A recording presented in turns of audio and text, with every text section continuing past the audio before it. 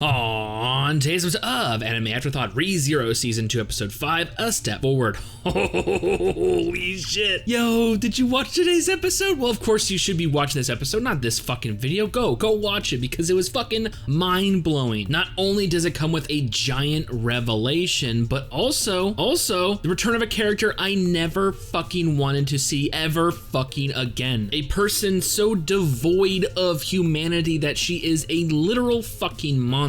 The individual whose sole purpose literally introduced us into the concept of return by death. Yes, with season 2 episode 5, we see the return. Elsa Granhiert, the fucking Bowel hunter, makes her reappearance, and oh my god, I'm fucking losing my shit. Okay, so last we left off, Subaru had entered his trial. He was hit with his past. He needs to overcome it, and we see that he has been through some shit, and we finally understand the reason why he was a shut-in. And like some of you have pointed out, you do see an evolution in his character, that when he was sent to another world, it was almost like he was reborn. This is a different Subaru, someone who is embracing life and not shutting it out. But during this trial, he finally comes to terms with his past, and he is able to express himself to his parents, even though they're technically not real, as we find out earlier in today's episode. As he finishes his trial, he comes to the now student uniform clad Echidna, who's there to congratulate him that, you know, he has passed one of the first 3. Yes, there are 3 trials. This was merely the first of them in this fabricated world, using his memories, his heart, his soul, and things that he didn't even know he knew. She recreated his past and had to have him overcome it. And of course, the first thing that popped out of Subaru's mouth is, "Hey, Echidna, you look pretty sweet in that student uniform." Like, dude, you're hitting on the disembodied soul of a fucking super powerful witch? Like, oh, dude, you got fucking guts, man. You got a ball. Now, Echidna just laughs this off. There's another thing from this intriguing being that she can't comprehend, which we see later actually scares her to some extent, especially when he thanks her for putting him through this trial. He knows that the parents he just witnessed weren't real, but it did give him an opportunity to say what he really wanted to. In the depths of his heart, he finally let it out, and he's thanking Echidna for this. Like I said, it completely shocked her to the point where I can't comprehend you, so now I'm scared of you. He goes, "Hey, that's awesome. It's nice to know I can scare a super powerful witch." Now, since the trial is over, this fabricated world begins to dissipate. As Echidna is saying her goodbyes and wishing him good luck in the upcoming trials, Subaru is quick to proclaim that it's not him that'll be passing them, but Amelia. And Echidna is quick to question this. "Are you sure?" Which honestly leaves a really bad taste in my mouth. There's something going on that we don't know about with Amelia, and yeah, we can kind of tell she's having an issue. When Subaru comes back to the real world, laying before him is a completely shell-shocked, curled up in a fetal position Amelia. It seems her past has done a devastating effect on her, both mentally and physically. Something fucking went wrong, and you can see this. Her teeth are chattering, she's covering her face. It looks like she's went through some emotional shit. Now, luckily, Subaru is there to console her, at least for a little bit. It also takes some of Ram aromatherapy just to get her to go to bed. Now, while Amelia is taking this opportunity to rest, the others are having a group discussion to try to figure out, maybe is there a way to circumvent the sanctuary trials altogether, especially after seeing the devastating emotional toll it's had on Amelia. Otto comes up with an idea that first sounds kind of ingenious. You know what? If all the demi-humans pass out, why don't we just take their unconscious bodies past the barrier? You know, assuming that once they actually exit the barrier, all's well that's end well. Well, it turns out it's a little different than that. Interjecting the conversation to quash Otto's idea is a familiar face. Remember that little pink-haired girl that Subaru saw at the very beginning of this season? She decides to make a reappearance and join in on the discussion. Her name, Ryozu Bilma. And trust me, she's a lot older than she looks, giving our first glimpse of a lolly hag. Like,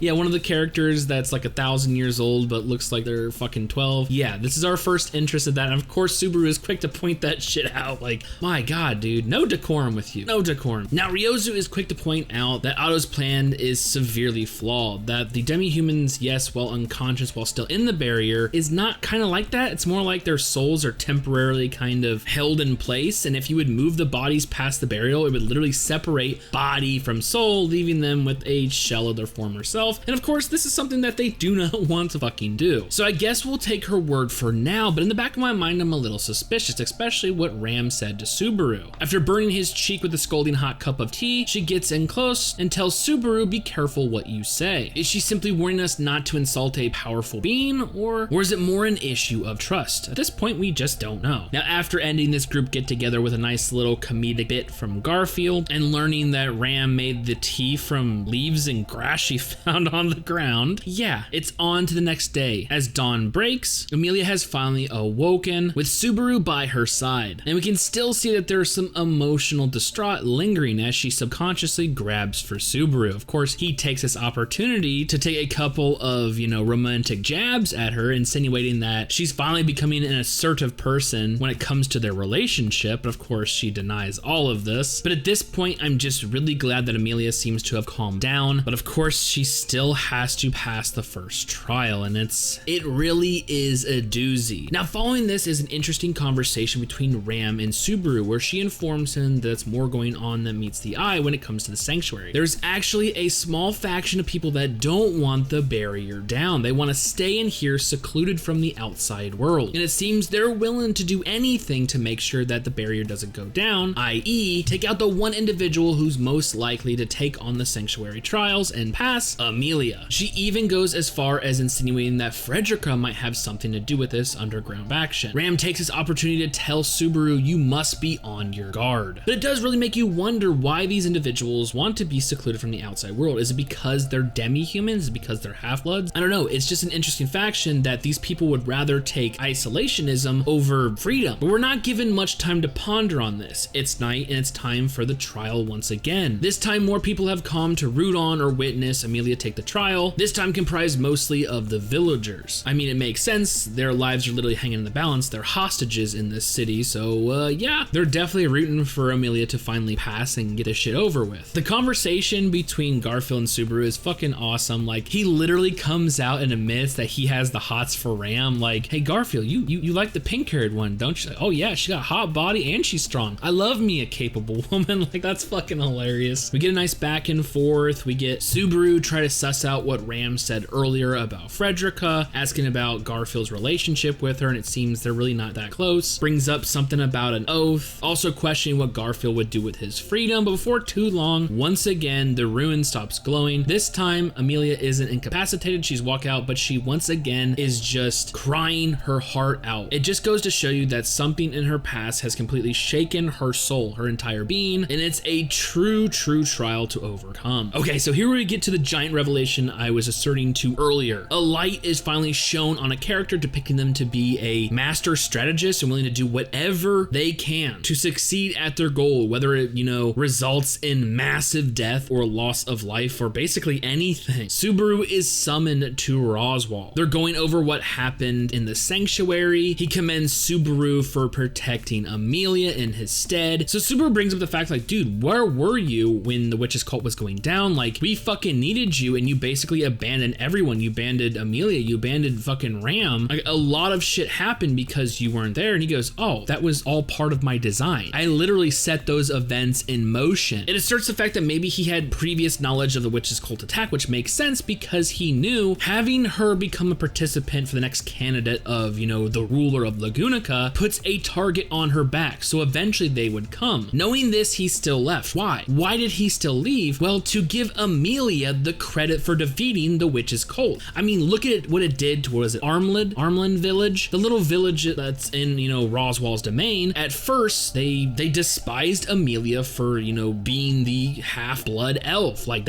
she is a spitting image of, the stories of Satella. And because of that, they basically, they hated her. But yet, when they were saved from the witch's cult and everything went down, she was given the credit, which boosted her reputation and trust among the villagers. It looks like Roswell's plan is to do this, is maybe to put Amelia in these types of situations to garner trust and therefore bolster her standing among, the citizens of Lagunica. He even goes as far as to give credit to his quote-unquote partner in crime, Subaru, the knight that handled everything in his stead. Now, this pisses Subaru off even more, to the point where he was actually gonna punch him if Ram didn't step in. He calls him out. This is fucking bullshit. I'm a useless piece of trash at this point. Fuck you. Why would you fucking depend on me? He goes, well, everything turned out the way it didn't. It makes me believe that Roswell is seeing something in Subaru that Subaru doesn't even see. But yes, he's putting a lot of trust in this character he just fucking met. To us, it's been episodes upon episodes, but in reality, we really don't know this character that literally fell out of the fucking sky. But Subaru proceeds to rip into him, saying, fuck you, I can't believe you did that. All the loss of life and everything that you put us through, and now Rem is gone. Are you okay with like, he just looks at Ram and he knows he's fucked up, but in the reality, she's wiped from existence. We see this stern look on her face, like maybe she understands that word, maybe she notices it, but in the end, she just says, I don't know who that is. Why would it affect me when you said we lost the life of a fucking stranger? And this just, once again, is an emotional, devastating, like, oh my God, who is Rem? Like, fuck you. That hurts so fucking bad. And of course, Roswell's like, I'm assuming at this point I can trust you for not telling Amelia. Well, of course I'm not gonna fucking tell her. I mean, she already is going through all this shit, and on a daily basis, she has this emotional, fucking devastating moment in the trial. Why the fuck would I add to her burden? Of course, Roswell's like, oh, I guess I did choose the right partner in crime. Like, dude, what the fuck are you planning? Why are you so head over heels for Amelia to win? Like, I don't know what you're trying to gain out of this shit. Luckily, Subaru is able to decompress outside. He's talking to Amelia once again, and he basically is there to give her emotional support, saying, you know what? I know this is hard, but you can do it. It's all up to you, because if someone else did, it wouldn't make as much sense. I mean, you need to once again bolster that reputation. It just, if I do it, it doesn't make any fucking sense. Like, I mean, that does make sense. Like, why would you want to bolster your reputation? It's all about showcasing Amelia at this point, even though she's going through some really tough fucking times. Now, at this point, other plans have been set into motion. It seems that a group of the villagers are heading back to Armland Village. Obviously, the demi-humans, the half-breeds can't leave, including Garfield. So yes, we are returning to the village. We're returning to the mansion. But before we do so, we get another nice little conversation between Garfield and Subaru, where Garfield knows that Subaru has passed the test. Something, you know, has told him that it's instinctual. Like, hey, dude, you passed the fucking test. Oh, I don't know what you're talking about. Why would it even matter? He's well aware that the first test is overcoming one's past, and he questions whether Amelia would even want to overcome her, seeing how emotionally distraught she is after every single fucking time. And this actually, you know, weighs upon Subaru. Like, shit, I really didn't think about that. I mean, it makes sense that she's the one that has to do it because, you know, increase her standings, create a devoted following of people who, you know, wanted freedom. But in the end, yeah, she's going through all this shit. Does she even want to overcome her past? Especially if it's that fucking bad. But lo and behold, we eventually reach the barrier. Garfield did eventually part ways, giving us that jewel necklace. Hey, worst comes to worst, show this to Frederica. Early on the episode, Ram also gave us a thing, like if something gets fucked up, go to Beatrice and ask her about the question or something. I mean, we're not really on Beatrice's good side right now, so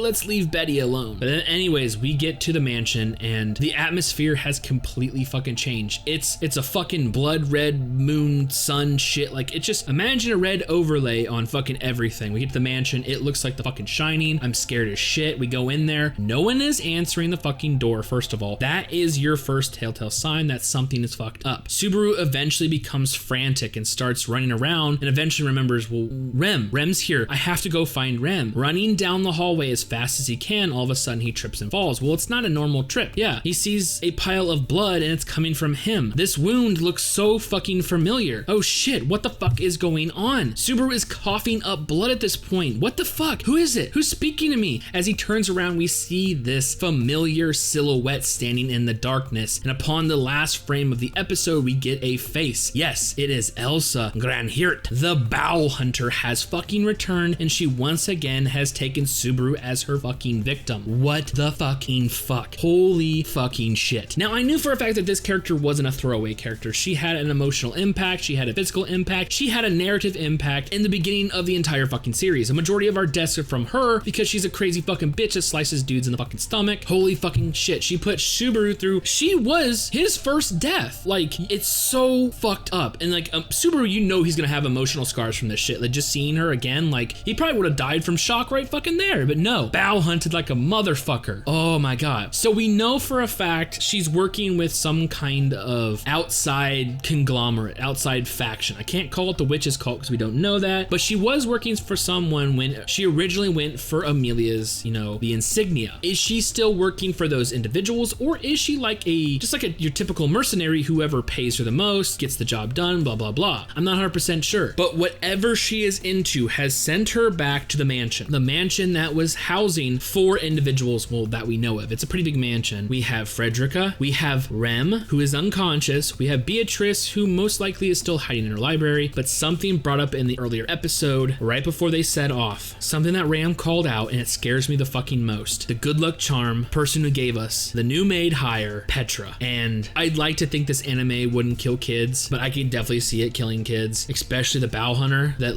would seemingly take, any victim she wanted. I don't know what the fuck's going on. I'm on the edge of my seats. I want to know what the fuck's going on. What are we at, like 30 minutes now? Jesus Christ.